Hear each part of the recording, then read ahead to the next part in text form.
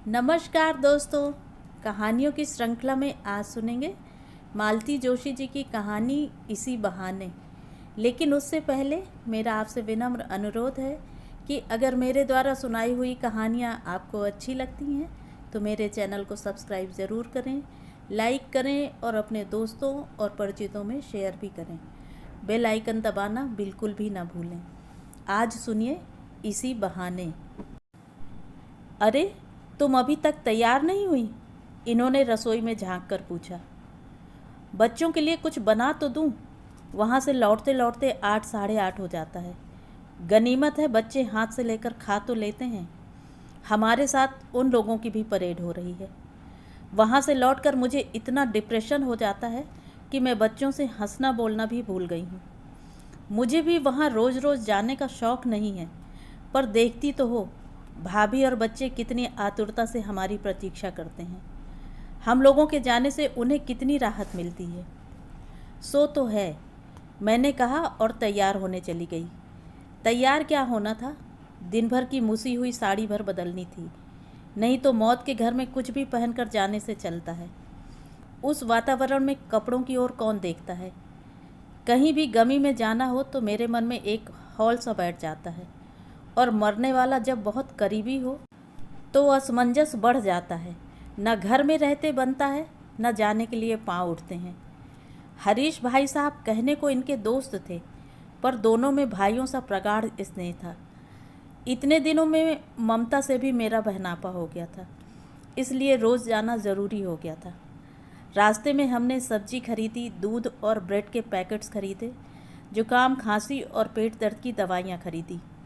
घर चाहे मृत्यु का हो, पर चाय पानी खाना पीना तो होता ही है। उसी के साथ छोटी मोटी शिकायतें भी चली आती हैं। वह हार्ट अटैक एक आंधी की तरह आया और घर की छत उड़ा ले गया था।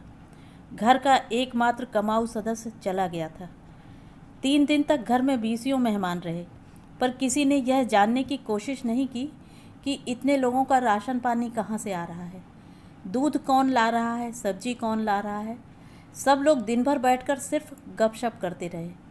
महिला मंडल ममता के पास बैठकर पिसूरता रहा। ऑफिस कैंटीन के एक व्यक्ति को यह बहला फुसला कर ले आए थे। वही रसोई घर संभाल रहा था। हम लोग पहुँचे तो घर में एकदम सन्नाटा था। हॉल में ममता और उसके देवर देवरानी भर थे। बच्चे शायद कोचिंग गए हुए थे। पढ़ाई का कितने दिन नुकसान करते।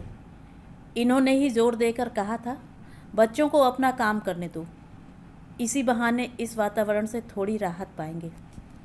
तीसरे के बाद अधिकांश मेहमान चले गए थे, पर हरीश भैया की बहनें रुकने वाली थीं। इसलिए मैंने छूटते ही कहा, दीदी लोग भी चली गईं क्या? वो तो 13वीं तक रुकने वाली थी। दीदी लोग यहीं एयरपोर्ट के पास सन सिटी तक गई हैं, ममता की देवरानी अनुराधा ने बताया। क्यों? बड़ी दीदी के आकाश के लिए एक रिश्ता आया था, तो दीदी बोली अब आए ही हैं तो लड़की देख लेते हैं। लेकिन इस समय दीदी लोग तो फ्री हो गई हैं ना। मतलब बहन बेटी का सूतक सिर्फ 3 दिन का होता है और जीजा जी लोगों का तो सिर्फ 1.5 दिन का। मुझे इन शास्त्रीय नियमों की जानकारी नहीं थी, बस उन लोगों का वहाँ जाना अच्छा नहीं लगा। इसलिए मैंने कहा, सूतक नहीं है तो क्या हुआ, 13वीं तक तो रुक रही हैं ना, बाद में चली जाती। पर जीजा जी तो नहीं रुकेंगे ना। आदमी लोग काम धंधा छोड़कर कितने दिन रुक सकते हैं। जीजा जी कल ही बेंगलोर चले जाएंगे। इंदौर वाले जीजा जी भी कल चले जाएंगे। वे कार लेकर आए हैं तो छोटी दीदी बोली, लड़की वालों के यहाँ तांगा रिक्शे में जाना अच्छा नहीं लगता, कार में जाने में रौब पड़ता है। इसके बाद मैं कुछ नहीं बोली। एक आध बार ममता की ओर ज़रूर देख लिया था।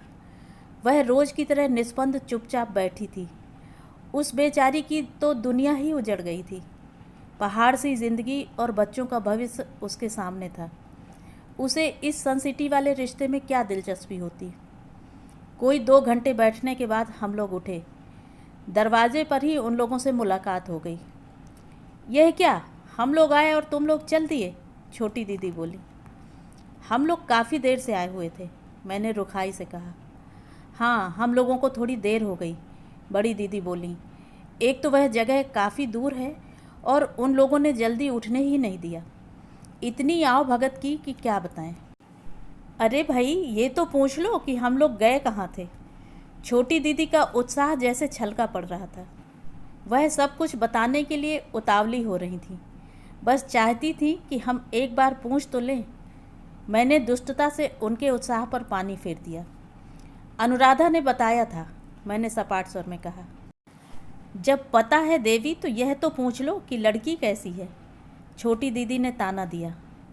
कैसी है? एकदम ब्यूटी क्वीन है। दीदी के पूरे खानदान में इतनी सुंदर बहू अब तक नहीं आई है। मैंने तो कहा था कि लगे हाथ शगुन भी कर डालो। ऐसे कैसे शगुन कर दें? एक बार आकाश लड़की देख तो ले, बड़ी दीदी बोली। वो तो देखते ही हाँ कर देगा, शर्त ले लो। छोटी दीदी के उत्साह का अंत नहीं था। लौटते समय मैंने इनसे कहा, छोटे भाई की असमय मृत्यु के शोक से दोनों बहनें इतनी जल्दी उबर जाएंगी, यह नहीं सोचा था। दे आर वेरी प्रैक्टिकल, इन्होंने कहा। इसे प्रैक्टिकल होना नहीं, असंवेदनशील होना कहते हैं। बेंगलोर कोई अमेरिका है कि आप दोबारा नहीं आ सकते? हर काम का एक समय होता है। एक बात कहूँ, ये बोले, लड़की पता नहीं कैसी है, पर लगता है पार्टी बहुत तगड़ी है। बंगले का, गाड़ियों का, स्वागत सत्कार का वर्णन सुना था ना। सब तामझाम देखकर इन लोगों के मुंह में पानी आ गया होगा। ऐसी मोटी मछली कोई छोड़ता है भला? तर्क शायद इनका ठीक ही था, पर मुझे अच्छा नहीं लगा। मन बड़ा खराब हो गया। फिर 13वीं भी आ पहुंची। घर में फिर से भीड़ भाड़ हो गई। उस दिन मैं मेहमानों के हुजूम में परिचित चेहरे तलाशने की कोशिश कर रही थी कि एक सुदर्शन नौजवान ने आकर मेरे पैर छू लिए। खुश रहो बेटा, पर मैं तुम्हें पहचान नहीं पाई। अरे ये आकाश है, बड़ी दीदी ने बताया। फिर फुसफुसाकर बोली, मैंने इसे बुला लिया था, इसी बहाने लड़की भी देख लेगा। हाँ, इससे अच्छा बहाना और क्या हो सकता है। वही तो, दीदी ने मेरे व्यंग की धज्जियाँ उड़ाते हुए कहा। ममता भी खुश हो जाएगी कि मामा का लाडला 13वीं पर आ गया है। ममता के पास खुश होने के लिए और कुछ बचा ही नहीं है सिवाय इसके। 15वें दिन भजन संध्या का आयोजन था। मैंने राहत की सांस लेते हुए कहा, बस इसके बाद रोज़ रोज़ जाने की ज़रूरत नहीं होगी ना? मुझे तो जाना पड़ेगा। भाभी की पेंशन का काम करवाना है, अनुकंपा नियुक्ति की अर्जी लगवानी है। उसके भाई भाभी लिवाने के लिए आए हुए हैं। मैंने कहा था 15 दिन के लिए हो आए, बच्चों को मैं देख लूँगी। भाई के पास कभी भी जा सकती हैं, पर ये 2 काम ज़्यादा ज़रूरी हैं। आज भी ज़रा जल्दी ही चलेंगे हम लोग, व्यवस्था हम ही को देखनी है। शाम को पहुंची तो अनुराधा कहीं दिखाई नहीं दी। ननंद भौजाई पार्लर गई हैं, ममता की भाभी ने बताया। ये मात्र खबर नहीं थी, उसमें व्यंग का पुट भी था। बेचारी अनुराधा 15 दिन बाद घर से निकली थी तो उस क्षण को सार्थक कर रही थी। भजन संध्या के लिए एक मंडली बुलाई गई थी। 1 घंटा गाने के बाद उन्होंने एक ब्रेक ले लिया। बोले, आप लोगों में से कोई गाना चाहे तो स्वागत है। एक कन्या ने बड़ी ना नुकुर के बाद गाना शुरू किया। छोटी दीदी ने कान में फुसफुसा कर कहा, इसे ध्यान से सुनना और फिर किचन में आ जाना, कॉफ़ी बनानी है। लड़की ठीक ही गा रही थी। पता नहीं क्यों अक्सर लड़कियां मैंने राम रतन धन पायो ही गाती हैं। फिर अनजाने ही मन लता मंगेशकर से तुलना करने लगता है और उस तुलना में वे कमतर ठहरती हैं। कैसी लगी? मेरे किचन में जाते ही दोनों बहनों ने पूछा। ठीक ही थी, वैसे आवाज़ खास नहीं है, पर गाना ठीक ठाक गा रही थी। पागल, छोटी दीदी चहकी, तुमसे गाने की समीक्षा करने के लिए किसने कहा था? लड़की कैसी लगी? अब मेरी ट्यूबलाइट जली। क्या ये वही लड़की है? हाँ, बड़ी दीदी ने कहा। मैंने उन लोगों को भी निमंत्रण दे दिया था, सोचा इसी बहाने सब लोग लड़की देख लेंगे।